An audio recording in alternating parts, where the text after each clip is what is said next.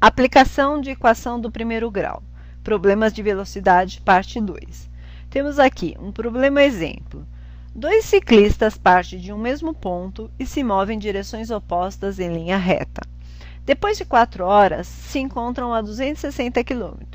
Qual é a velocidade de cada ciclista se a diferença de velocidade entre eles é de 5 km por hora?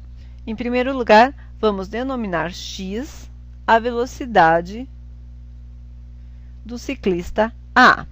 Então, eu tenho o ciclista A e eu tenho o ciclista B.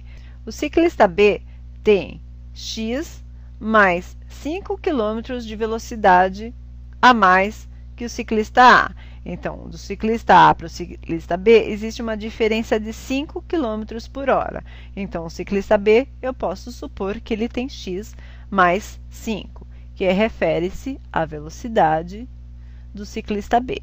Então, eu tenho lá uma linha reta e os dois ciclistas partem do mesmo ponto. Então, o ciclista A parte do mesmo ponto em sentido oposto ao ciclista B, que também parte do mesmo ponto. Depois de 2 horas, os dois ciclistas se encontrarão a uma distância de 260 km. Então, depois de 2 horas, terei o ciclista A a uma diferença de 260 km do ciclista B. E eu posso dizer que do ponto de partida do ciclista A até onde ele está, eu vou ter a distância de A. E do ponto de partida do ciclista B até o ponto onde ele está, eu vou dizer que eu tenho a distância B. E eu posso concluir que a distância de A mais a distância de B equivale a 260. E utilizando a fórmula da velocidade da física, eu posso concluir que a velocidade é igual à distância sobre o tempo, que equivale o tempo que multiplica a velocidade é igual à distância, porque o t está dividindo, eu passo ele como multiplicando. Então, qual será a distância do ciclista A? Que é igual ao tempo, o tempo ele fala em 4 horas, vezes a velocidade de A. A velocidade de A é x. Então, a distância de A é 4 vezes o valor de x. E eu tenho a distância de B, que é igual ao tempo vezes a velocidade. Então, o tempo também é 4, que multiplica a velocidade de B. A velocidade de B é x mais 5. X mais 5.